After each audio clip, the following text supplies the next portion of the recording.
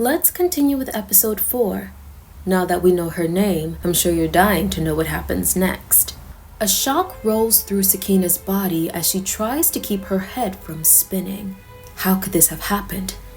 How could this have happened to her? She thought. The memories come trickling in bit by bit. The soldier, the commander of her father's guard, Tadashi. That's his name. His face flashes in her mind as she's transported back to that cliff, him looming over her as the wind whipped her hair across her face. You think you're hot shit because you're a princess? His voice bellows over the wind. She blinks and she's back in the study of the castle, trying to catch her breath. I'm actually the crowned princess, she'd grumbled under her breath, next in line for the throne. But that asshole didn't care. He pushed her off the cliff without another thought. He's a traitor. A knock at the door of the study startles her out of her thoughts. It opens and the king steps through, looking about the room until his gaze lands on Hakim, who's sitting over by the window. She almost forgot he was in there. What has gotten into you, son? He asks gently as he approaches the desk. King Abaddon, her father. Her eyes mist as she takes in her father and brother, her family. How could she have forgotten about them? How did she not recognize them when she first saw them? They've missed her. She smiles weakly at Hakim as he stews on the window seat. He's always been her little helper, ever since their mom passed away. They've been looking for her. Her bottom lip trembles. They're going to be hurt when they learn that she's never coming home. Hot tears spill over her cheeks and her chest aches.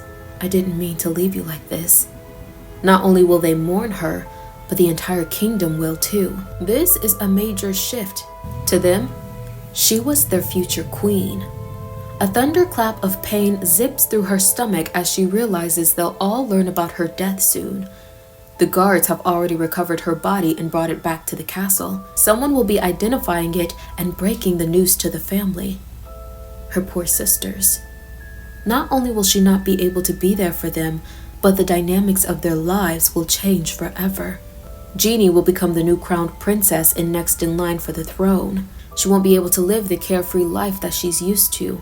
She'll have to take on all of her responsibilities. And it's all that guard's fault. The snake that clings close to her father's shadow. For years, Tadashi has been a part of their family.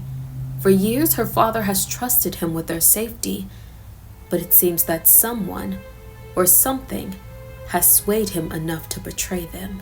Is this an attempt to overthrow the family? An elaborate plan to weaken their lineage and steal their crowns in favor of a rival kingdom? She has to learn who he's been working for and what his plan is. I won't let him get away with this, she thought. But for now, she wants to see her sisters. She wants to see them at peace and living their lives before the news of her passing shatters everything. She leaves her brother and father in the study to talk and strides down the winding corridors towards the grand staircase and finds both her sisters in Suki's room. Jeannie is sitting on the purple bench at the foot of the bed with Suki on the floor below her. She smiles at the sight of her sisters braiding each other's hair. The purple decor brings back memories of when she used to do both of their hair in this very room, twisting and combing their curls into elaborate styles during their sleepovers. Once their mother died, Sakina took on a lot of the responsibilities for caring for her siblings, on top of her duties as the next in line after her father. She wanted to make sure her siblings didn't want for anything, didn't lack any motherly love. So she did all the things she thought her mother would do for them. Looking at them now, the only thing she'll regret is that she won't be able to do those things for them any longer. She ambles across the floor and sits at the foot of the bed on the purple and gold comforter. Jeannie finishes a braid and curls the ends around her finger to seal it before moving to another section. Before summer ends, you'll have all the teenage girls wearing their hair just like yours, she chuckles. A slow smile stretches across Sakina's lips. She stares at their relaxed faces in the reflection of the vanity mirror sitting across the room from them, committing their expressions to memory. She can see them as clear as day, but she can't see herself. She catches Suki's face falling, her eyes turning sad. "When is Sakina coming back?" she whispers. Jeannie looks at her through the mirror, then looks away. "I don't know," she breathes. It goes quiet for a moment before Suki asks again, "Do you think she's okay?" Jeannie puts the comb down and turns Suki slightly so she can look at her face to face. "Look at me. Of course she's okay. Sakina is strong and fearless.